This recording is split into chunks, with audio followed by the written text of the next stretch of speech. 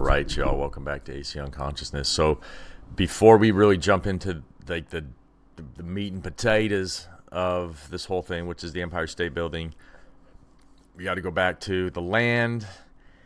And the land was originally purchased, at least where our story begins, from a man named, and this is where this name will be all in these episodes, but it's John Jacob Astor. So John Jacob Astor, the first, the senior. This is where our storyline starts. Now, mind you, this is the storyline off of, Google and what the mainstream narrative is telling us. Okay, so I'm just laying this out to show you that there's some weirdness with this family tree. As far as, I guess no family is normal, but I'm going to show you this timeline of John Jacob Astor and the kids and grandkids and where it goes, because this will get down to the Waldorf Astoria, how this was built, and then this leads into the Empire State Building. So let's really just we'll jump into it real quick. So the originator of this family is John Jacob Astor, and he's born in 1763 in a town called Waldorf, Germany. Now, he has 8 kids. We're not going to get into the whole family line. We're just going to follow the names that go with, what we're talking about today. So he was born in 1763, and he passed March 29th, 1848. It's John Jacob Astor. But the 2 sons he had John Jacob Astor Jr. He was born December 14th, 1791. And that was his first son. And then he had another son, William B. Astor, born September 19th, 1792. Now, John Jacob Astor Jr., he had no kids. He was, everything that on him just says that he is, that that he was the odd one out of the family, feeble-minded, intellectually challenged, sickly, mentally unstable. So this kind of has me curious on what's going on. Like, he just is pushed aside, this name, and he's kind of the heir. He's got the John Jacob Astor name. So that's the end of his story. William B. Astor, he's kind of took over the family inheritance, if you will, and took over the whole, the wealth and the power and the name of the family.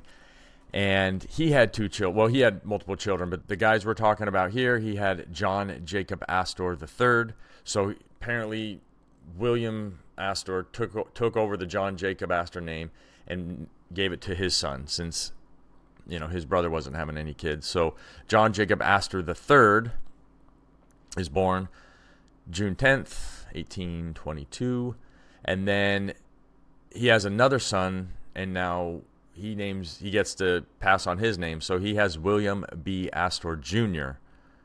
and July 12th, 1829. So this is where the story kind of gets interesting. John Jacob Astor III, he has 1 child, and his child is born March 31st, 1848. This is 2 days after John Jacob Astor I, great-grandpa John Jacob Astor, passed away. So he passed on March 29th, 1848. 2 days later, March 31st, 1848, William Waldorf Astor is born. Now, they gave him the name Waldorf, according to the storyline, is that, to kind of as a remembrance to grandpa or great-grandpa, and also to really make known the German roots. So William Waldorf Astor is born, and this, we'll mark it with a W, because this is where our Waldorf aspect of the hotel, our part of the Waldorf part, the name comes here. So that's the only son from John Jacob Astor III. William B. Astor Jr. has a son, and the son is John Jacob Astor IV. So as you see, as it jumped, right? So John Jacob Astor IV now is over on, the back house side. And this is the Astoria of the hotel. Now, John Jacob Astor IV was born July 13th, 1864, and passed on April 15th, 1912, when the Titanic sank.